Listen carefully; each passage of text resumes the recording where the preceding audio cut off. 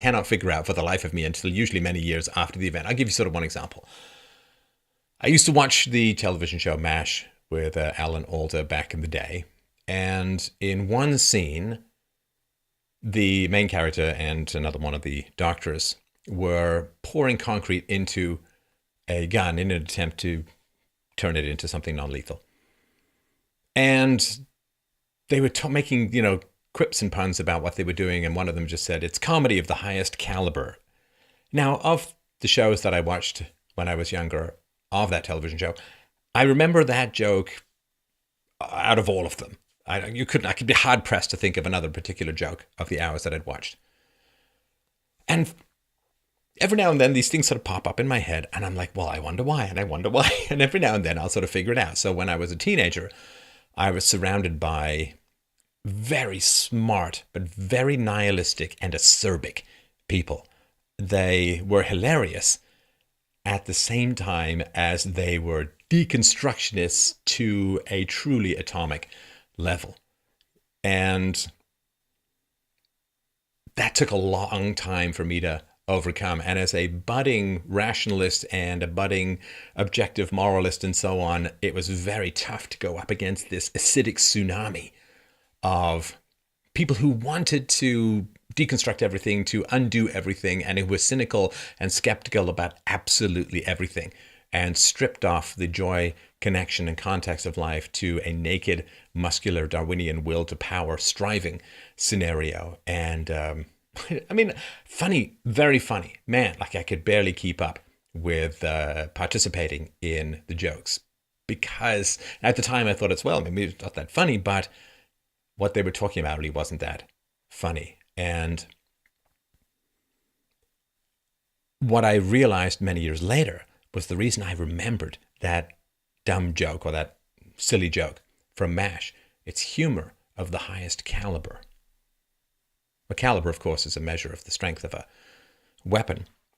And I really, really understood that the humor around me was very destructive. That the jokes that people made were acidic and dissolving and a sort of mask for a raging nihilism that, if confronted, could actually lead to substantial personality derangement, to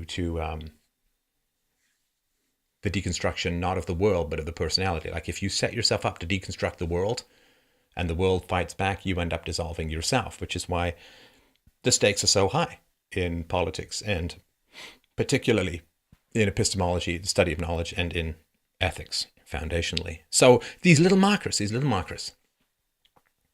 humor of the highest caliber.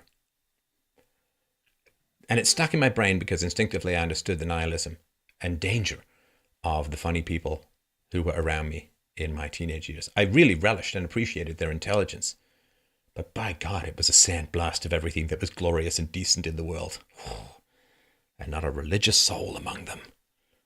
Should have been a bit of a warning. So that's sort of one example. I mean, I could do shows on all the things that have stuck in my head for reasons I have often not figured out until much later. But I'll give you another example. So I watched a movie many years ago. It was a bad movie. I don't remember much of it. But it was a movie about a family with a whole bunch of greedy people who were circling the deathbed of some great-grandmother who was sitting on a huge fortune. And they all wanted to not be written out of the will. They all wanted to ingratiate themselves to her. And of course, she had negative qualities, and she was bitter, and she was mean, and I think she was a racist or something like that. And of course, she would say things that would shock people, and they'd be like, good one, Granny, that kind of stuff, because they couldn't afford honor because they were greedy. Now, I guess like everyone who watches movies, I've watched some great movies, and I've watched a few duds over the years. I generally bail, but this one I went through to the end, and it kind of stuck with me, again, for reasons that it took me quite a while to figure out. But I'll share this with you and see if it makes any sense to you. When you are independent, when you thrive on the sweat of your own brows and the exertion of your own musculature, the exercise of your own intellect, your creativity, your commitment, your willingness to go the extra mile, willingness to please customers, willingness to service whatever community supports you, as I try my best to service you, then honor and dignity and self-respect and integrity and so on, well, that's the coin of the realm. That is the gold standard of the interactions. I mean, I owe you guys honesty. I owe you guys integrity. I owe you guys courage. I owe you a commitment to talk about essential things, often that other people see me talking about and run screaming in the opposite direction. So I owe you that directness because you support what it is that I do. That's the relationship. I will speak the things that maybe you don't want to speak, or maybe that other people don't want to speak. I will speak truth to power. I will speak biology to prejudice, and I will speak economics to leftists. And well, that gets some blowback, and that's sort of naturally in part of the territory. And then you support me. You sort of share the videos and so on. You sign up. You can sign up for subscriptions to help support what it is that I do at freedomainradio.com/donate. Hugely, hugely appreciate it. Absolutely necessary. Really, really am grateful for this relationship that you pay me to speak truth that almost nobody else wants to speak, and to go all the way, baby, to go all the way with the non-aggression principle, to dance in my gymnastic way through the landmines of things like race and IQ and peaceful parenting and taxation is theft and all the other things that I have brought to the world over the years. We blew past 500 million views. 500 million views and downloads recently. 500 million, 500 million views and downloads, not even counting books and things like that. So it's been a lot. So when you are gathering your resources from a voluntary world through trade, through transactions, through providing value to value, then not only can you afford integrity, but you kind of need it. You kind of require integrity and honesty and morality, good high standards and so on. So if we think of this family in this movie from many years ago, all scrambling to try and ingratiate themselves to a bitter, vengeful old woman who enjoyed watching them dance, knowing exactly what the score was, that they did not like her, that she could be as unlikable as possible, but they could not afford in their own minds the barest shred of integrity or honor or decency. They could not disagree with her. They could not be disagreeable to her. They had to ingratiate themselves. They had to bow and lick and toady like your average court jester. And she knew all of this about them, and she knew what they were all about. And there was a sort of mutual loathing and self-contempt and the exercise of bitter blue rinse power from the aged crypt keeper that guarded the doorway to the family fortune. And so people were in favor and out of favor. And of course, not only did they ingratiate themselves to her, pretending to be a lot better or nicer. Everyone had to pretend. They had to pretend that the old woman was nice. The old woman had to pretend that they were being nice. And it was a horrible theater of rampant, base mammalian greed. And so they pretended to be better than they were to the old woman. And then they would turn on each other and ferociously undermine each other in the eyes of the old woman. You know, so-and-so doesn't really like you. He's only pretending. And then so-and-so would like, it was a horrible, horrible thing. And I think the reason that I remember this movie, which was not remembered for its artistic content or value or great acting or whatever it was, but I think the reason that I remember it, my friends, is because it had a very, very important lesson. And I think that lesson is kind of playing out in politics at the moment. And that lesson is this.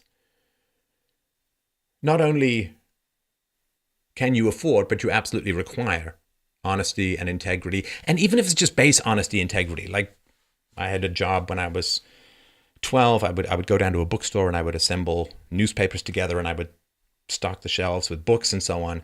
And I had to show up on time and I had to do a decent job and I had to make them happy. And I did that, and I'd get up awfully early on a Sunday morning and I'd take a bus and a train and a bus to get to the job. And I showed up and I did my work, and they paid me. They paid me in books and they paid me in money. And it was a great job to have. But I had to show up and I had to do a good job and I had to be on time and I had to be reliable and I had to be predictable. Like, you have to have at least that basic integrity to say what you're going to do, right? You want the job. Yeah, I'll take the job. Okay, you got to show up at 8:30 on a Sunday morning, an hour and a half away from your home. And I'm not, my family not really been farmers for quite a while. I'm not much of a morning person in general. So you have to have that basic integrity. Like when I had a paper route, I'm sure you had similar things when you were a kid. Like I had a paper route, and that meant that I got paid a penny an advertisement for stuffing them into on a Wednesday it was, and I had to go and after school every day and on my bike and go and deliver the newspapers, and then very, very early on Saturday I had to get up and, the usual thing, right? Not a natural state for me. I'm not a, sunrise. That's like, oh no, it's the worst fireworks show of exhaustion that you could ever imagine. Please, sun, just consume us now and end my bloodshot-eyed existence. But you had to show up. You had to show up. You just had to deliver the newspapers. You had to go collect the money and deposit it so that the newspaper company could get its income. So you just had to have that basic integrity. You got to provide value. You got to show up and you got to do the job. And that's if you're independent and you're owning your own keep in the free-ish market. Now, if you are dependent, it's quite another matter entirely. Because then bad-mouthing, backstabbing, sycophancy, toadying, the currying of favor, the unleashing of venom, all of these things, they're all just part of an amoral strategy to acquire resources that depend not upon your ability to provide value, but on the whim of someone else. It's a very, very famous line. One of the most famous lines in 20th century theater came out of Tennessee Williams's A Streetcar Named Desire. The character Blanche Dubois is a neurotic and, a gay man in women's clothing, as Tennessee Williams said that Blanche Dubois was himself. And she's a neurotic slut who has delusions of sophistication and cultural and artistic grandeur, but basically is just a drunken tart who attempts to destroy the marriage of a brute and his hyper feminine wife. But anyway,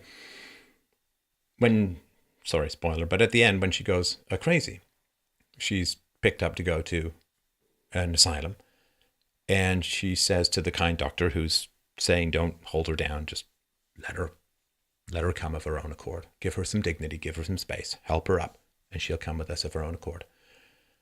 And she says to him, whoever you are, I have always depended on the kindness of strangers. I have always depended on the kindness of strangers. That is a line that sends chills down everyone except me. Like, I was in theater school for almost 2 years, acting, playwriting, full-time National Theater School. They take 1% of applicants. Gave it a full old try. And everyone was like, that line gives me goosebumps. That line gives me. And for me, I was like, I don't get it. Unfortunately, it happens. Or fortunately, I guess it happens quite a lot. I don't get it. And I didn't. And the reason I didn't get it was that I had never relied on the kindness of strangers. I never relied on the kindness of strangers. I'm a good old Protestant boy. You wake up, you put in your work. And then when you feel like resting, you remember that you're a sinner and you put in some more work. And then you remember that the world might fall apart unless you put in more work. So you put in more work. And then you see you're allowed to rest. But not because you've earned it by working, but because resting is required to prepare you for the next day's working. And when you're self-employed, sometimes you have a total asshole for a boss, and that can be the case when I do what I do because, the stakes seem pretty high. And I have a pretty unique ability to communicate complex ideas to smart people like yourselves. So I have always earned my way, and I've never relied on the kindness of strangers. And so for me, having integrity, keeping my word, being a decent person, providing value, well, that's how I have not just survived, but succeeded to a large degree as a human being. So I just didn't really get this. I have always relied on the kindness of strangers. It gives me right. And I've always tried to pursue fields where I can have the most control over my own success. One thing I hated about acting was, it's like that Dustin Hoffman scene where he's at the beginning of Tootsie, where he's trying to be an actor. You're too tall, you're too short, you do this, you do that. I hate the idea that, I always wanted to write plays and direct plays, which I did, And I just hated the idea of going to audition and hoping that they liked you. And, I just it drive me kind of crazy, right? I don't like to have that little control over my own success, which is why being an entrepreneur is the way to go. I'm going to succeed or fail based upon, me and the ping pong ball white backdrop of I need to be halfway to a cartoon character to keep people's attention sometimes, which I'm fine with. I like that kind of challenge. But because I didn't rely on the kindness of strangers, which even if you're trying to provide value as, say, an actor or something where there's high supply and low demand, academia was the same way too, which is that anytime you're not facing the customer directly, like if your customer is like a director, well, of course, the director is thinking of the customer, but not so much in Canada, where it's certainly in theater, it's your customer is the government agency that gives you grants and stuff like that. But when you are directly facing a customer, to me, you then have a lot of control over the success or failure of what it is that you're doing. You're not just relying on the kindness of strangers. Is this person going to give me a job? Are they going to say yes? It could be me. It could be anyone, but I hope it's me. And I don't like that particular approach at all. I've always kind of tried to avoid that and to rise and fall based upon my own efforts, my own merits, my own arguments, my own creativity, my own expressiveness in communication, my own capacity to, eye contact the world and suck them into a vortex of dangerous ideas and spit them out broken but wiser. I don't know. It's certainly been my experience. But so this depend on the kindness of strangers. And if you are dependent on the whims of others, if you're dependent upon the pleasure of others, how much integrity, how much virtue can you really afford in that situation, in that environment?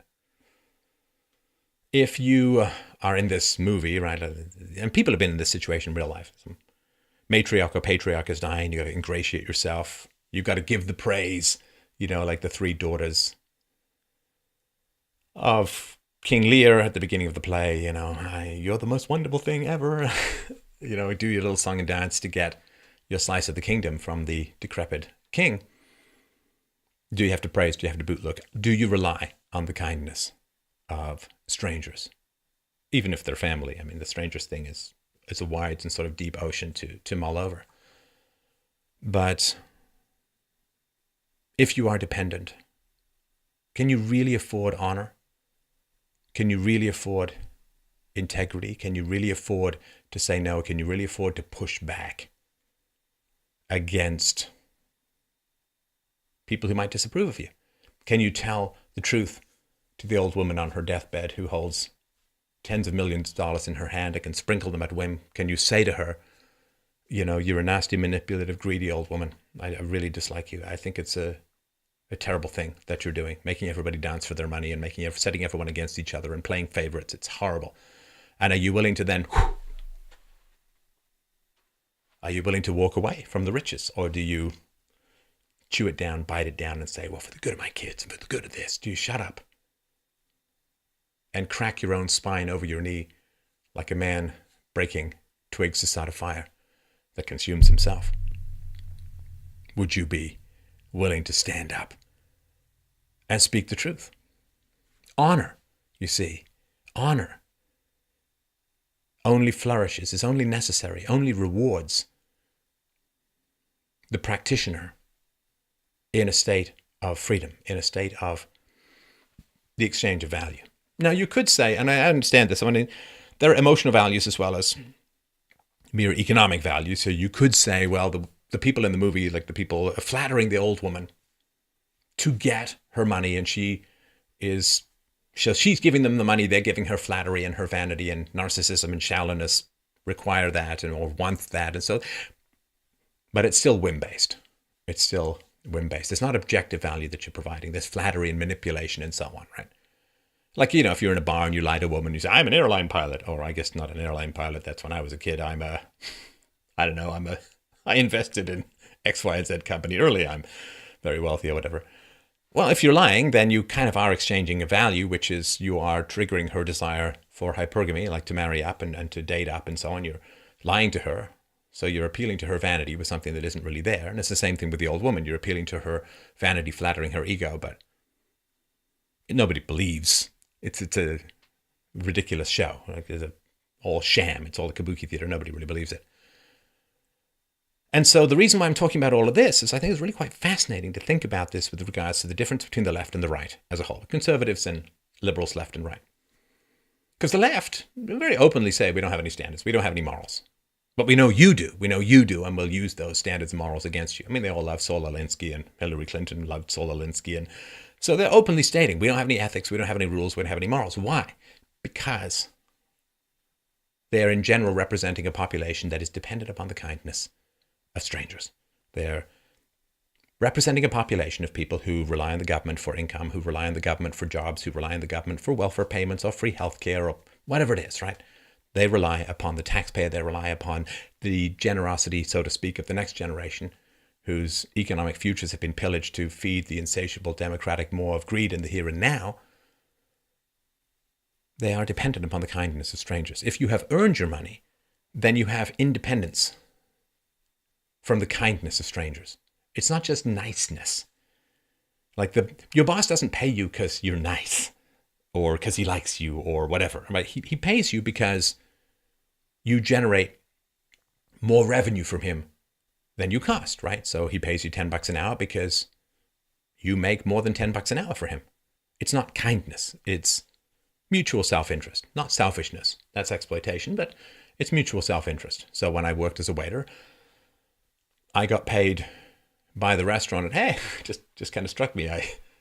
I worked for tips then as well. Life is a circle. And so when I worked at a seafood restaurant downtown, I worked at Swiss Chalet, I worked at Pizza Hut. I spent 3 god-awful days as a dishwasher before escaping that. That Eric Blair hell escape. But so when I was a waiter, why was I a waiter? I was a waiter because I brought the food and I was pleasant to the customers, and they liked me and they tipped me, and the restaurant owner liked me and he paid me, and so on, right? So it wasn't just his kindness that I was depending on. But if you have, I don't know, like you're some single mom, you've got 2 kids by 2 different guys, you are dependent on the kindness of strangers. There's not an exchange of value. There's not an exchange of value. Now, again, you could take a non-market approach to it and say, well, there is a market. You're exchanging your vote for money. And like, I get all of that. But it's still the kindness of strangers. And that is really, really important to understand when it comes to looking at politics. If you're dependent on the state, if you're dependent upon the kindness of taxpayers or the blindness of taxpayers or the sentimentality of taxpayers, then you're a miner working a finite seam of human sentimentality. And you are dependent upon the kindness of strangers, which means you have to portray yourself in a certain kind of way, which is why the Victim Olympics has become such a passionate, obsessive pastime of tens of millions of people in just America alone, hundreds of millions throughout the West. You are dependent upon the kindness of strangers, which means you can't afford standards, you can't afford ethics, you can't afford virtue. You got to have the money, and you can't provide free market exchange value for it. I need the money that you guys support me with, and I try to provide as much value as I humanly can in that exchange. Unfortunately, enough of you appreciate what it is that I do. Not enough of you relative to the total number of people watching and listening. I know that, but enough of you that I can keep going with what I'm doing, and I really, really appreciate that again. But it's an exchange of value. But I think it's important to understand, and it took me a long time to get this. It's really, really important to understand the terrible anxiety that is experienced by people who are dependent upon the kindness of strangers, who are not earning their own keep, who are not exchanging value for value. They must become manipulative. They must become sentimental manipulators. They must become angry and vicious and attack people and condemn them. And they don't have any exchange of value. And therefore, they either damn people or they praise people. They either provide the pseudo benefit of rampant praise, or they provide the actual danger of mass hostility. Right? So with regards to the state, they're sycophants, like the people in the movie with the old woman on her deathbed. They're sycophants, right? They're, oh, you're wonderful, Granny, you're great. But among each other, there's backstabbing and viciousness and so on, right? Because this explains why the leftists say people are pretty terrible. People exploit, people are mean, people should never be allowed to have guns and so on. But when it comes to the state, that's completely different. It's like in the movie, everyone in this family is a backstabber and mean and terrible. But Granny's wonderful. It's like, well, Granny raised the family. She was the upside down tip of the pyramid of how the family ethics flowed forward. That's important. And so this, guns are terrible, only the government should have guns. People are terrible, only people in the government do good, right? This contradiction. It's the same thing because they're fighting for a fixed amount of resources. If the taxpayer gets to keep more of the taxpayer's money, there's less money available for social programs, at least in the short run.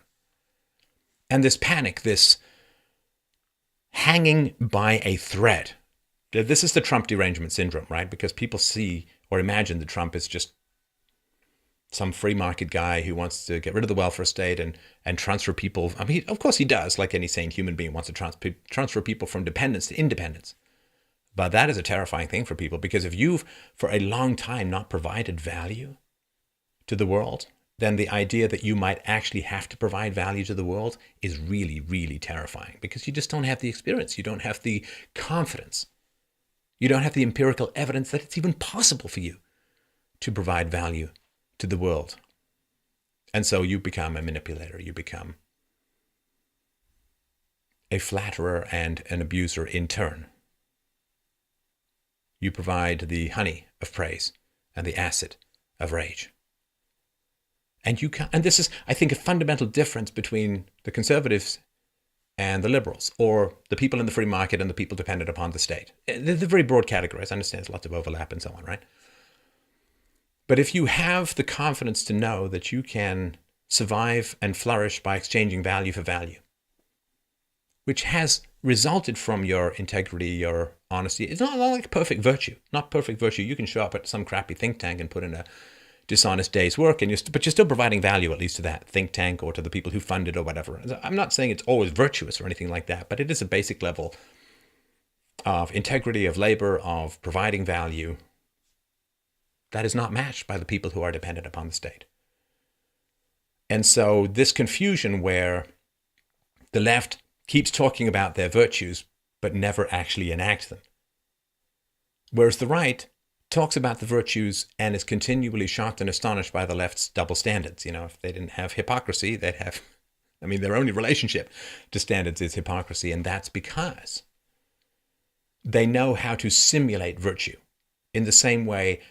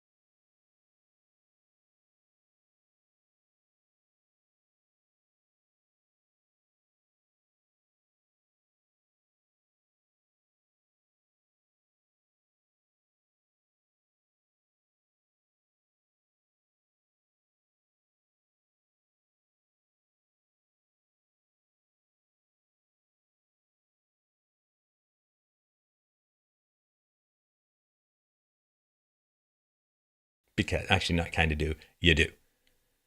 Because defending free speech always means defending the least popular people in society, because they don't try and take away free speech from people who make fluffy bunny Hallmark cards, right? They try and take away free speech from the least popular. And so they teach you to hate so that you don't have to be nice anymore, so that you can dissolve your standards and dissolve your values and feel like you're still a decent, good person. Right. So if you say, well, this group of people, they're all Nazis, well, then you can act in violent, vicious, horrible ways against them and feel like you're a good person. And for me, when I sort of look at Obama and the unbelievable wreckage left of the DOJ, the CIA, the FBI, the alphabet soup of agencies that don't even pretend to try and protect America, but really just protect the dependent classes. Obama had significant problems with America, and it certainly hated it at times. I mean, his Reverend Right, Goddamn America stuff, the hanging out with Louis Farrakhan, and, you know, the stuff that he talked about in terms of racism and slavery and so on. The guy hated America in a lot of ways.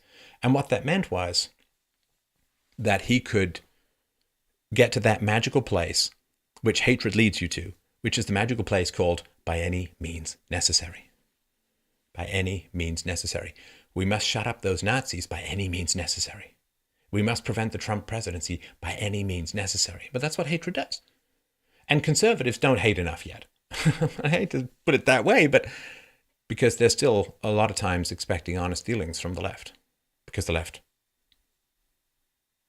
mimics this kind of virtue a lot. And it's the naivete of the conservatives that I think is the big problem.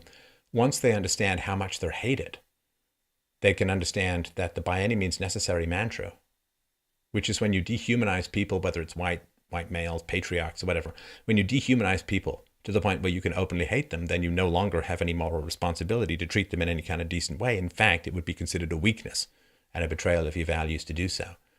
Then expecting honest dealing is wrong. And to have higher standards than those who are willing to use force to oppose you is to lose. Is to lose. So I hope this has been helpful. I am trying to lift the lid to the evolving thoughts that I have. And this one's been kind of circling around me. Like, you know, when you get hit on the head with a great thought, it's like being a cartoon character with the birds just sort of flying around you like you hit on the head. So I kind of wanted to share all this with you. I hope this is helpful. And please remember, if you can, I'm sorry to keep repeating this, but I'm not sorry. Sorry, not sorry. freedomainradio.com/donate. I really look forward to your comments and really value your support. Thank you so much for this, the greatest conversation in the world.